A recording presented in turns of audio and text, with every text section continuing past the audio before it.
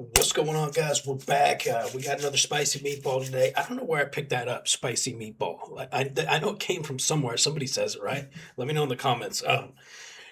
The other day, a couple days ago, I posted this video about just the Russians getting absolutely annihilated by drones and all kinds of stuff. And I thought for sure I was going to get a lot of kickback in the comments, like Russian trolls and haters. And instead, I just got a ton of support, and a ton of you guys actually loved it. So we're just going to watch more. How about that? But first, and I think these are all Magyar's Birds clips, which is that drone team that is just doing the Lord's work.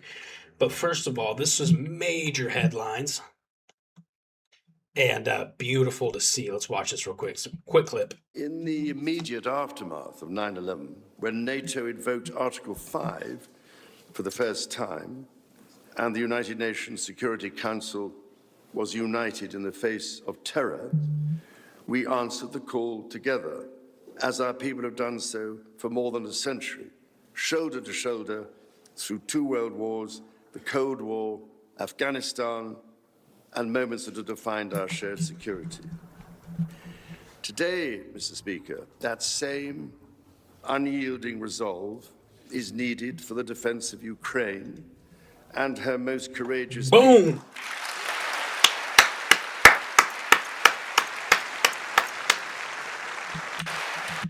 The absolute well done. Well done, sir, Mr. King, your Honor, Highness, King Charles, my lord. Fucking brilliant, dude. This was epic. So I actually saw somebody else mention this part that I'm gonna mention right now, but one of the things that was so cool about it is hold on. And her most courageous. You could tell JD isn't stoked about this, but if he were to sit down during this moment, he would look like an absolute monster. So it forced him to get up and applaud this, what he said. People. He's like,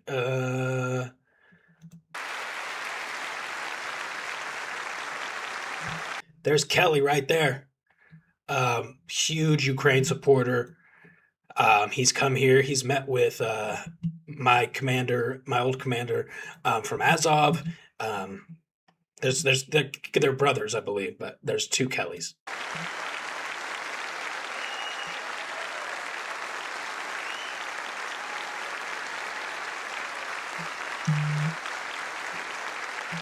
Absolutely brilliant. You love to see it. So, with that said,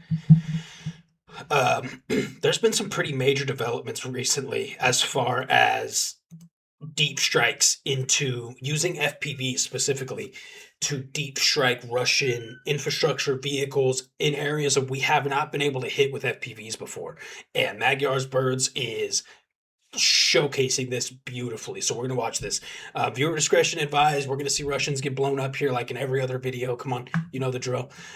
Hey, real quick, before we do jump into it, we're still running our fundraiser for Azov's sniper team Tuman. You guys help me with this, please. There's a lot of people right now who are, and believe it or not, this is crazy to say, but there's a lot of people who don't want to see a fundraiser that I am putting on succeed. Okay, I'll just put it that way.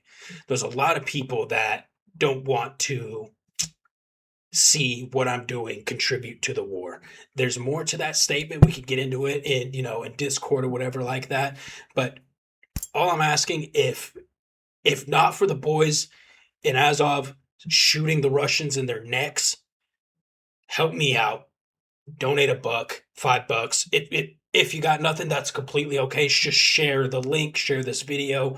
The link will be in the description. Let's get these guys some new optics, okay?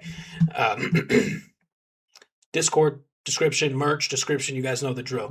So I had to translate this, but basically, this is a 4-minute video. Hold on. I want to show this shorter one first. There's 2 shorter ones. Okay, so this one. So it's a Russian, obviously. I'm going to mute it. It's a Russian helicopter, basically. It's 150 kilometers behind enemy lines. It's been absolutely untouchable for the most part with this type of a drone. Now watch. We oh look, this is Achilles logo up here. Is this Magyar's birds? Yeah, it's still Magyar. Oh, I didn't know there was a guy on it, dude. That's crazy.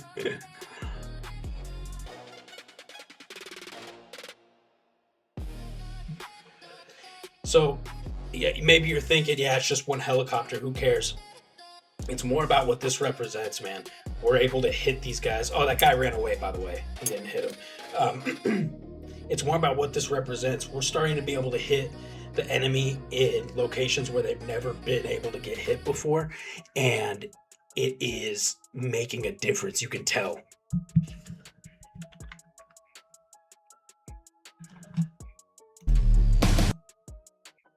Look at this, dude.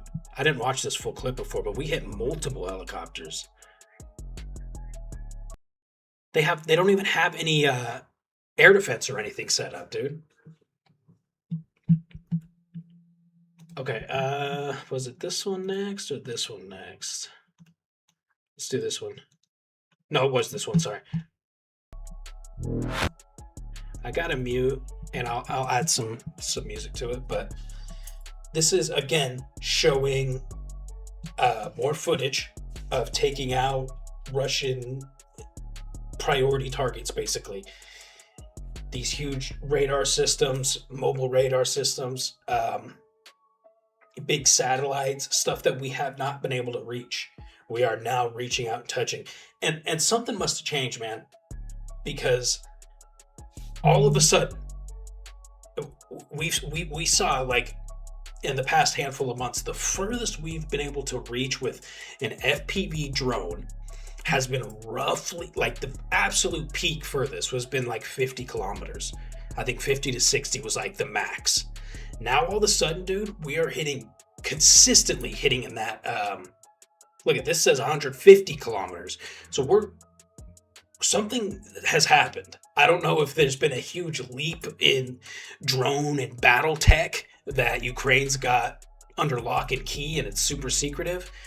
There is one thing that I know was on the table, and I mean, it's not a secret if I found out about it, but it was the idea of using, and Russia, I believe Russia has the same idea of using these mothership drones, right? So it's like a big fixed wing drone that will have FPVs strapped to it, and on this, or like, hooked up to it, and on this fixed wing drone will be a signal repeater. So this fixed wing drone will act like the antenna, basically, and you can deploy these FPVs after already being into the red zone by 50, 60 kilometers, because these fixed wing drones can get a lot further in.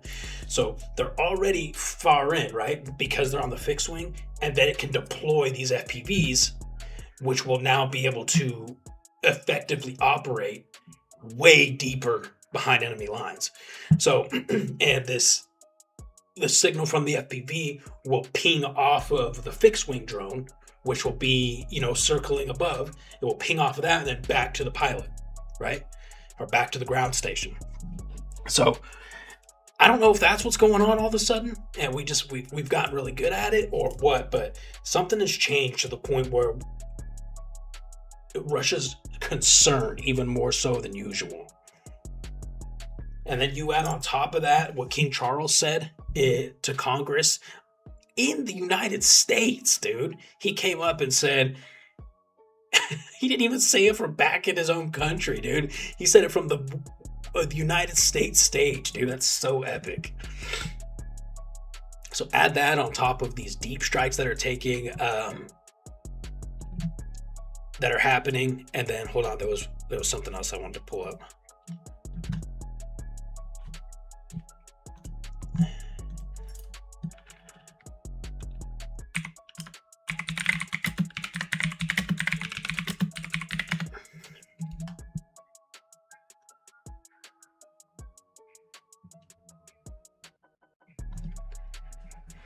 So this, I know there's no audio, like I said. Well, there is because I added some. Sorry, I forgot about that. This is just showing you how much devastation we have been able to create in recent days. And this is all time-stamped as of today. This was just released. But here's the other thing I wanted to show you guys. On the night of April 28th, Ukrainian drones again attacked the Russian city of Tuapse, home to a marine oil terminal and refinery, according to ASTRA and the Ukrainian monitoring channel Exile Nova Plus. This was the third strike in the past 2 weeks. Media reports indicate that a tank farm was attacked, sparking a fire. Local residents told Ostarazno Novosti that the drone attack lasted several hours. That sounds like an illness, dude. Like osteoporosis. Listen to this dude's names. Local residents told Ostarazno Novosti that the drone attack lasted several hours. The local emergency response team claims there are no casualties. It was a terrible night. Huge black columns of smoke are now billowing over the city. It smells like burning. People are mostly walking around without respirators or wearing medical masks. They say they sniffed and couldn't smell anything. It's very dangerous, Kedra writes. The regional governor reported that an evacuation is currently underway for the safety of residents of houses located near the oil refinery. Krasnodar Krai Governor Veniamin Kondratyev announced that 164 people and 46 pieces of equipment were deployed to extinguish the massive fire at the oil refinery. For the safety of residents of buildings located near the oil refinery, an evacuation is underway. A temporary shelter has been set up at local school number 6. I ask residents to follow all recommendations, the Russian official said. Kondratyev claims the Tuapse oil refinery fire is large-scale, caused by a drone attack. Meanwhile, the Krasnodar... I want to put something into perspective real quick. These flames are hundreds of meters high. So this isn't a good way to show it, but those are extremely high flames. Krai emergency response team claims the fire was... I saw one report say over 1,000 feet high. Started by drone fragments falling. The Tuapse oil refinery is designed to export Russian oil by sea. Dictator Vladimir Putin spends the proceeds from energy sales on continuing his war against Ukraine, making Russian oil infrastructure a legitimate target for the Ukrainian armed forces. In April of this year, the Ukrainian armed forces attacked the Tuapse refinery several times, causing significant damage. Some fuel tanks burned for up to 5 days. Ukrainian drones attacked Tuapse twice, on April 16th and 20th. Following the initial strikes, a fire broke out at the sea terminal, and oil products spilled into the river. The fire was extinguished on April 19th. That same day, the regional task force reported the spill contained.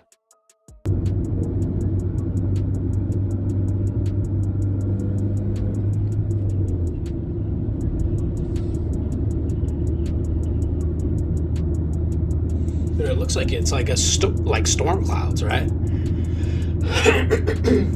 Just all smoke. You guys seen the videos of in these cities where it starts raining ash? Yeah, this is the video I was thinking of.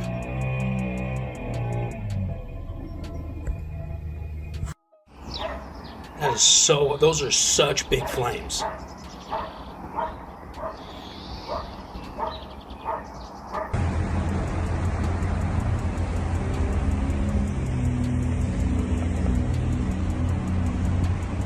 It literally looks like a volcano eruption.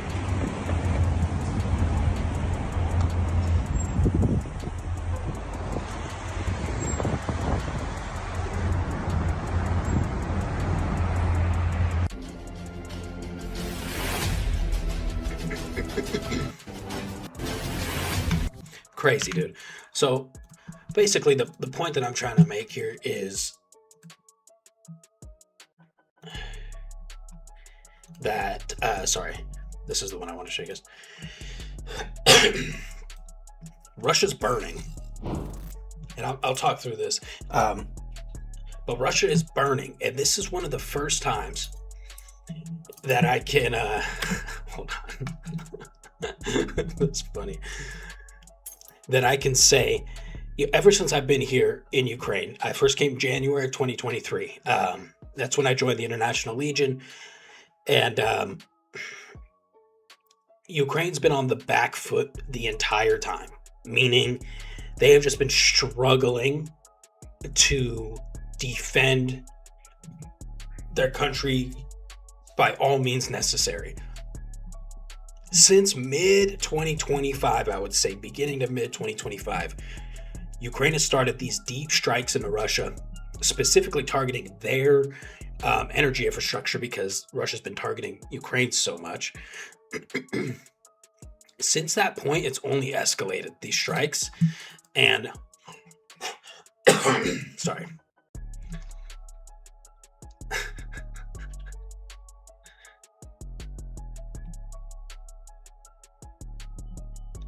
These strikes have only escalated, and Ukraine's only gotten better and more efficient at doing it, and it's making a difference. So this is one of the first times that I could say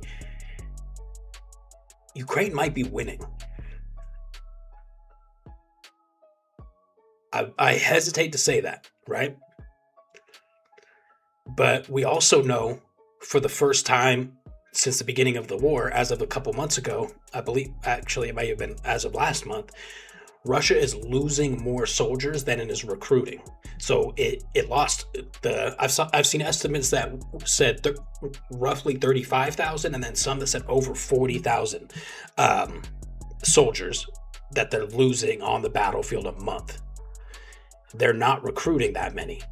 So you add this on top of their economy just completely been crashing for at least the last 2 years, and more so now than ever because of the strikes in the energy infrastructure. It's not helpful that Trump has thrown Russia a bone and released the oil sanctions. That's not helpful for anybody. It's also not helpful that Israel is buying Russian oil either. I just saw a report on that yesterday. So those things aren't helpful. Like, whose side are we on, guys? But accumulatively, everything that's happening is very, very, very good for Ukraine, and including what Your Honor, His Excellency, Your Highness, Prince King Charles said. I'm surprised he even heard that. Oh boy.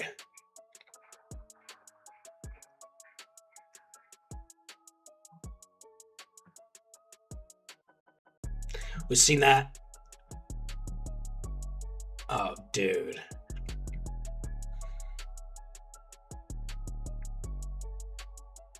That's a pretty good little hidey spot, dude. Just wrapped up in the sleeping bag like that. Like, I don't know. Okay, well, his rifle's just sitting right there. But if I was just flying through that trench line, I don't know if I would have thought that was a human. Guy looked like he was pooping. That's a genuine concern for people coming out here to Ukraine, by the way, is how do you use the restroom while on position? How do you pee and poop while on position? Which is fair.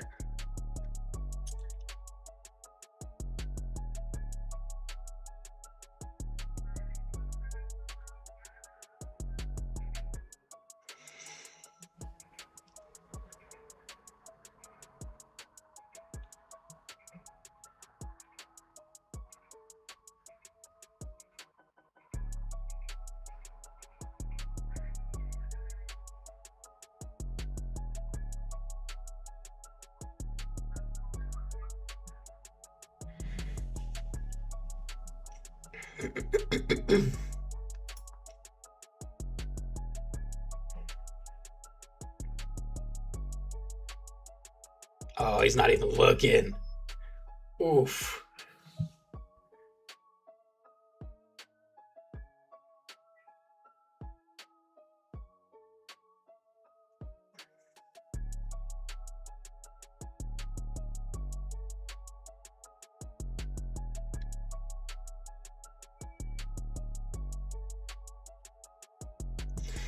So you may have seen for a while there was like this I don't know, these memes going around of these Russians looking like penguins because they're standing in these thermal hoods, these thermal cloaks, thinking that they're invisible to enemy drones. And in some instances, like thermal cloaks like this can be very helpful. But when you're just walking through an open, actually, in fact, I've been in a like a talk, like a command center while drone operations were happening, and I've seen how difficult it can be to actually see these guys walking in an open field with these cloaks on. But it's not a foolproof safety mechanism, right? And so many of these guys think, okay, if I wear this and stand really still, nobody will see me. And then we see what happens. But it's crazy to see how many of these people have just come to terms with their fate. Like this guy.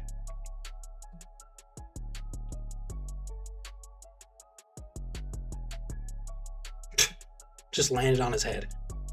At least it was quick, right? So, there's one thing I wanted to talk about that we can end the video. On one of my last videos, or it might have been the last video I posted last night, somebody made a comment, said, how about we stop sending money overseas and start using it on the hundreds of thousands of homeless veterans in the United States. So this is probably one of the most common viewpoints I see for people who do not support helping Ukraine, is we should be using this money in the US for our homeless veterans, okay? So I want to address that.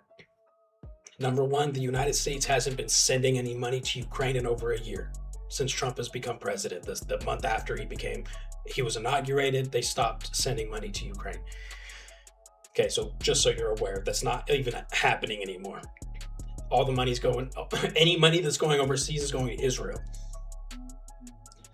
Number two, I 100% agree and support the idea of using American taxpayer money to support our veterans that need it and that served our country. 100%, full stop. Now here's where people seem to get confused. And this is how I know when I'm talking with somebody if they're in a mental, like an ideological bubble or not, is they don't realize that multiple things can happen at the same time, especially when you're talking about United States of America, which is the wealthiest country in the entire world. Okay? So just because, and if we were even still helping here in Ukraine, if the United States was still sending funds to Ukraine, they could still allocate way more than enough to help the veteran population in the United States. People tend to, for some reason, blame the problems that the United States has with their veterans on what's happening in Ukraine or what's happening in Israel. That's not the case. The issue is our bullshit government in the United States that cannot pass any real game-changing legislation to solve these problems for our veterans. It has absolutely nothing to do with the amount of money we're sending to Ukraine, which we're not anymore, or even Israel, for that fact, or for that matter. It has everything to do with the inefficient way our government operates, and including state and local governments. If you look at states like California, who have one of the largest problems with homelessness, and specifically veteran homelessness, you have to look inside to the local government first. So anyways, without getting too deep in the weeds with that, there is no correlation between supporting countries that need help, that are being terrorized, and solving problems, specifically homeless veterancy, homelessness in veterans in the United States. There is no correlation here. It's apples to oranges. You can do one and you can do the other. It all has to start with basically the foundational level, with our politicians not being dipshits. Not being more concerned about putting money in their own pockets or their pockets of these massive corporations or stuff like that, and actually focusing on the will of the people and what can help these people and the veterans. Okay, so I just wanted to address that, because when people make this comment, they make this viewpoint in the comment section, oftentimes people look at it like a gotcha statement, like, oh, he got you, he said that, and you can't, because he's right and you're wrong. He's absolutely right, in the sense that is a massive problem that needs to be handled. He's absolutely wrong in the sense that we can't do both. All right, guys, that's all I got. Thanks for listening to me ramble. Please do me a favor, like, share, subscribe. That's all I got, man. I love you guys. We'll see you in the next video.